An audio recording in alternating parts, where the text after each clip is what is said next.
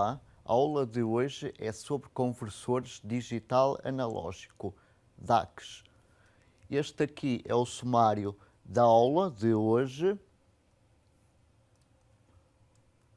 No mundo real, os sinais e processos físicos são analógicos. A forma natural de processamento dos sinais é no domínio analógico. Os sinais podem também ser processados no domínio digital, usando um computador. Isto obriga à conversão prévia dos sinais do domínio analógico para o domínio digital e vice-versa. Os sinais no domínio analógico são contínuos nas amplitudes e no tempo. A resolução em amplitude é infinita. Relativamente aos sinais no domínio digital, estes são discretos nas amplitudes e no tempo. A resolução em amplitude é limitada pelo comprimento das palavras binárias usadas para representar um valor analógico. O diagrama de blocos da figura refere-se a um conversor digital analógico ou DAC de N bits. Possui uma saída analógica Vout, possui N entradas digitais e possui uma tensão de referência para ajustar a tensão de fim de escala. Considerando um valor de fim de escala Fs e um número genérico de N bits, o número total de tensões na saída produzidas por um DAC é 2 levantado a N. A diferença de tensões para palavras binárias consecutivas é o valor de fim de escala dividido por 2 levantado a N. O valor máximo analógico na saída é o valor de fim de escala menos o ΔV anterior. Podemos ver aqui um exemplo para um conversor digital analógico de 3 bits. Para um valor de fim de escala genérico, o valor máximo é 7/8 do valor de fim de escala, sendo este ΔV, o ΔV aqui no ponto 2, o valor máximo é o valor de fim de escala menos este ΔV. O valor mínimo na saída do DAC é sempre 0 volt. O valor máximo também pode ser expresso em termos do número de bits e do valor de fim de escala pela expressão 2 levantado a n menos 1 dividido por 2 levantado a n vezes esse valor de fim de escala, considerando um valor em decimal referente ao valor digital a converter, a tensão analógica para esse valor digital com o correspondente decimal é o valor decimal vezes a diferença ΔV considerada. A diferença ΔV são tensões consecutivas para palavras binárias consecutivas. É a diferença dessas tensões. O que se observou anteriormente, a partir da expressão, é que a tensão de fim de escala nunca é atingida, isto é, a tensão máxima na saída de um DAC é sempre menor que o valor de fim de escala Fs. Além disso, aqui a figura ajuda a perceber que se o N aumentar, a diferença ΔV para valores adjacentes das palavras binárias diminui. Por exemplo, aqui temos um ΔV para palavras binárias de 3 bits, o ΔV para palavras binárias de 4 bits, para o mesmo valor de fim de escala será o ΔV anterior sobre 2. Portanto, podemos dizer que aumentando o número de bits, a tensão V máxima vai se aproximando do valor de fim de escala. Podemos ver aqui na figura a constituição interna de um DAC. Ele é constituído por um registro de entrada que memoriza a palavra binária durante uma conversão. O sinal de strobe é usado para dar ordem de memorização da palavra binária na entrada e a saída irá manter-se inalterada até à ocorrência do próximo sinal de strobe. Seguidamente, existe um conjunto de chaves eletrónicas que devem possuir capacidade para reencaminhar tensões analógicas, usam uma tensão de referência para gerar um conjunto de tensões a aplicar à rede de resistores a jusante. A limitação de rapidez é imposta pelas chaves com capacidade de reencaminhamento analógico. A rede de resistores, em conjunto com o buffer, define o valor analógico de saída Vout. O buffer, ou circuito tampão, resolve o efeito de carga, isolando o DAC dos circuitos externos a jusante. Isto é, tudo que a gente possa ligar a jusante. Além disso, oferece a função de filtragem para suavizar a variação da tensão na saída. O primeiro DAC a ser visto é o DAC de resistores ponderados de N bits. Trata-se de uma configuração amplificadora somadora de ganhos pesados. É constituído por N resistores de valores R, 2R, 4R e assim sucessivamente. É constituído por N chaves comandadas pelos N bits DK. Portanto, por hipótese, vamos ver aqui esta chave como exemplo. Se DK for igual a 1, então a chave K liga a saída a VRF. Caso contrário, liga a saída à massa. A tensão na saída desta configuração eletrónica é dada por esta expressão. Só para se perceber um pouco como é que esta expressão é obtida, vamos considerar um destes bits genéricos, por exemplo, este primeiro. Portanto, aqui a contribuição do bit N-1 na saída será menos RF dividido por R vezes VRF vezes o valor do bit DN-1. Portanto, se o bit DN-1 for 0, a contribuição na tensão de saída é 0.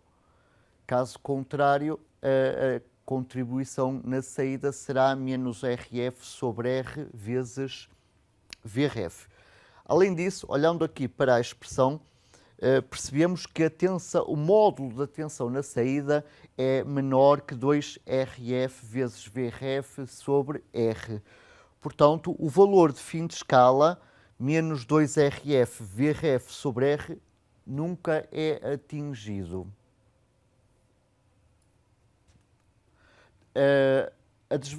O DAC de resistores ponderados tem um conjunto de desvantagens, nomeadamente a existência de correntes inversamente proporcionais a R, 2R e assim sucessivamente. Isto resulta da necessidade de usar resistores de muito baixa tolerância. Isto é impossível de conseguir no fabrico de circuitos integrados usando polissilício de alta resistividade. Uma outra configuração conversora digital analógica é o DAC baseado em escada ou ladder R2R. Esta configuração requer resistores apenas de valores R e 2R. Como curiosidade, a resistência vista em cada nó XK é sempre igual a R e é independente do valor do bit dk. Por isso, a resistência vista no nó x0 é R, neste nó é R, vista neste nó é R, vista neste nó é R e vista deste nó é R. Portanto, não importa o valor de R, mas a relação R2R para que isto aconteça. Bom, com dois valores é mais fácil garantir a precisão de R e de 2R usando técnicas especiais de fabrico de circuito integrado. Bom, para este DAC a tensão de saída é dada também, obtém-se de forma similar ao DAC de resistências ponderadas.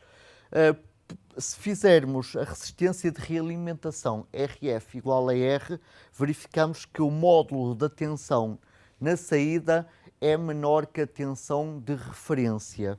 Portanto, neste caso, o valor de fim de escala é essa tensão de referência e, uma vez mais, nunca é atingido.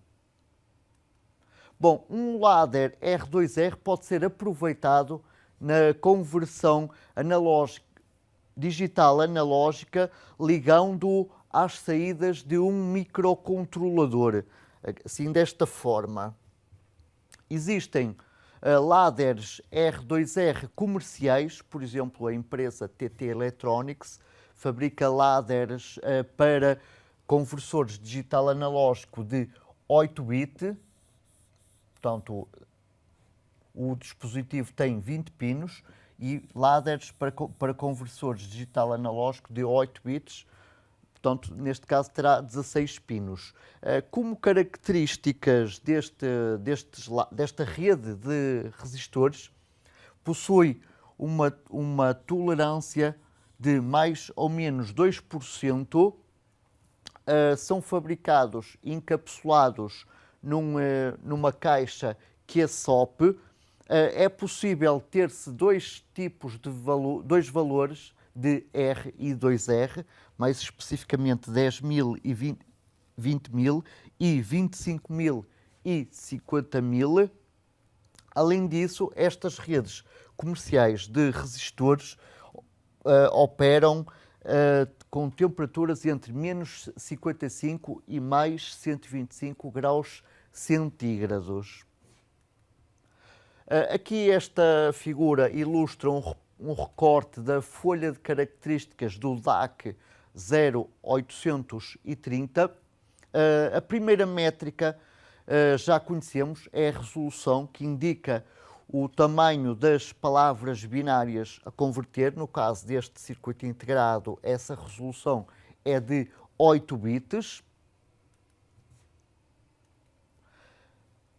Portanto, já sabemos que quanto maior for a resolução, menor o incremento analógico ΔV do DAC. Uma outra métrica é o erro de ganho, que é a variação da inclinação da reta best fit relativamente à reta ideal. Portanto, temos aqui a reta best fit. Temos aqui a reta ideal. A diferença de declives é o erro de ganho. A reta best fit é obtida da seguinte forma. Aplicamos as diversas palavras binárias na entrada do DAC e medimos as tensões analógicas respectivas nas saídas.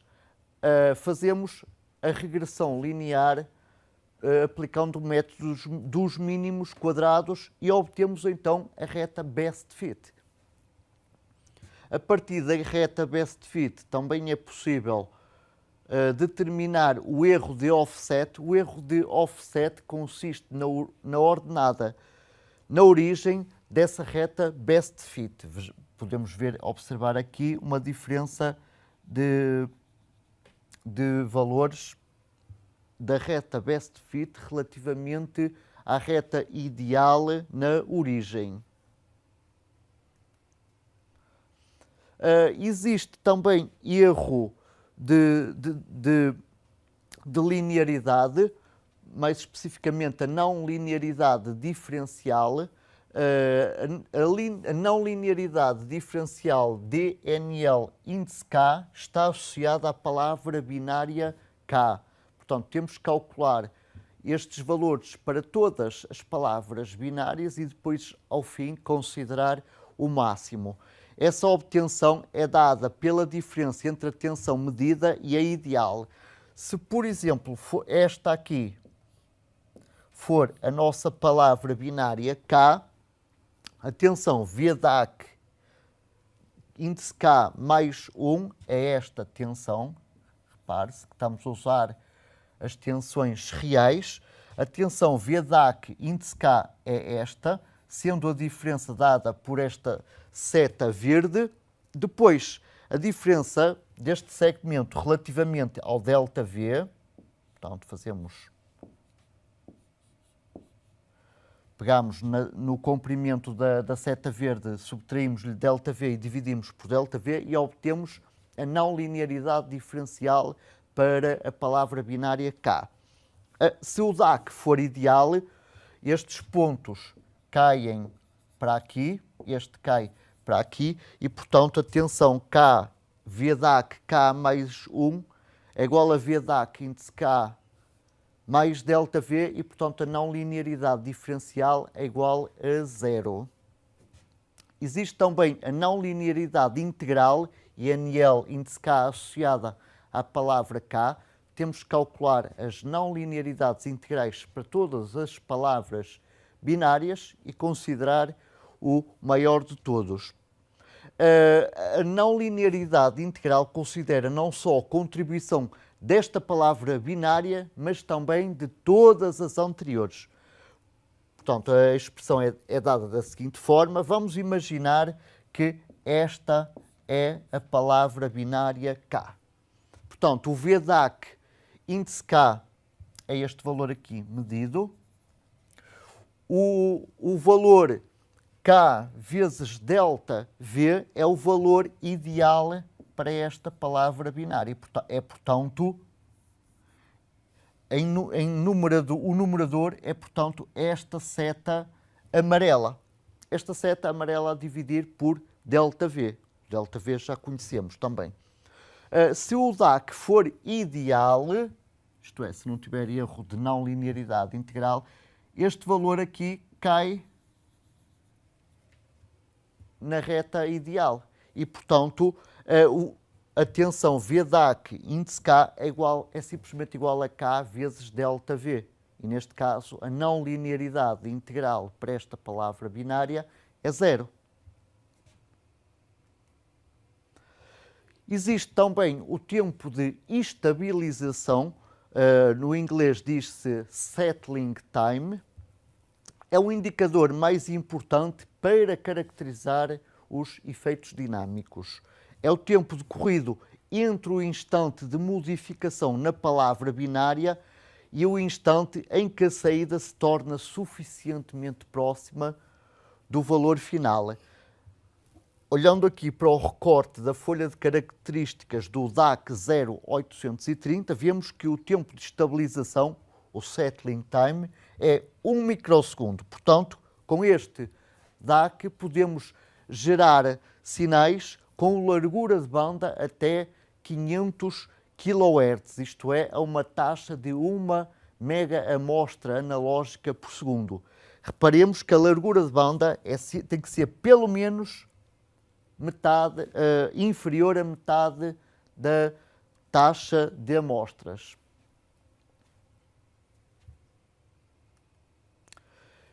A monotonia é um outro indicador, mas não é numérico. Portanto, em uma característica monótona, palavras binárias de valor crescente geram tensões analógicas crescentes, o que não acontece para esta palavra binária 100. Portanto, um DAC com esta característica não é monótono entre 011 e 101. Portanto, analisando agora o efeito da resolução em bits na distorção harmónica, portanto, a distorção harmónica, DH, calcula-se dividindo a maior amplitude das outras componentes espectrais A máximo pela amplitude da frequência fundamental A0. Portanto, matematicamente, a distorção harmónica é dada por A máximo dividido por A0, o que significa que em decibéis, a distorção harmónica em dB, é 20 logaritmo na base 10 da distorção harmónica dH, ou seja, a distorção harmónica em decibéis é 20 logaritmo de A máximo menos 20 logaritmo de A0. Vamos analisar esse efeito aqui, considerando o exemplo de uma senoide a 8 Hz. Portanto, vamos então considerar aqui uma senoide a 8 Hz. Em primeiro lugar, vamos considerar uma resolução infinita. Aqui em baixo no gráfico temos o espectro da senoide. A amplitude do espectro está em unidades arbitrárias.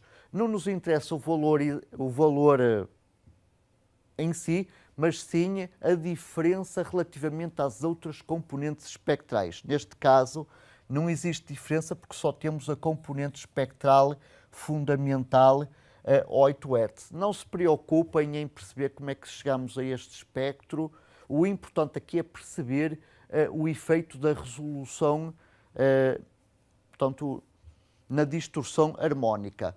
Agora, se a gente passar a resolução de infinito para 256, isto é, 8 bits, continuamos na mesma a ter aqui a nossa frequência fundamental a 8 Hz. Agora vamos ter aqui um conjunto de harmónicos e subharmónicos destes 8 Hz. Portanto, vamos ver qual é destas riscas a que tem a amplitude maior e medir relativamente à nossa fundamental. E para esta resolução de 8 bits, isto é, 256 tensões analógicas, temos um espaçamento mínimo de 54 decibéis. Corresponde basicamente ao seguinte: a amplitude desta frequência a 12 Hz é 500 vezes menor que a amplitude da nossa frequência fundamental, o que é bom. Diminuindo um pouco mais a resolução de 8 para 6 bits, portanto, a distorção harmónica aumenta para 46 decibéis, portanto, esta componente espectral em 24 Hz passa a valer 1/200avos da componente fundamental, o que também é aceitável. Diminuindo um pouco mais a resolução, a distorção harmónica aumenta de novo para 34 decibéis e a componente espectral maior, que surgiu aqui devido à não linearidade do processo, é 1/50 relativamente à componente fundamental. Em determinadas aplicações ainda é aceitável. Reduzindo um pouco mais essa resolução apenas para 2 bits, essa distorção harmónica é de 18 decibéis, o que quer dizer que esta componente espectral a 40 Hz é tem 1/8 da amplitude da componente fundamental a 8 Hz. Fazendo aqui um resumo, podemos observar que à medida que a resolução vai diminuindo, a distorção harmónica vai aumentando, o que não é bom, como é evidente. Portanto, termino aqui a aula. Na próxima aula vamos ver conversores analógico-digital, ou ADAC. Despeço-me com amizade e até à próxima aula.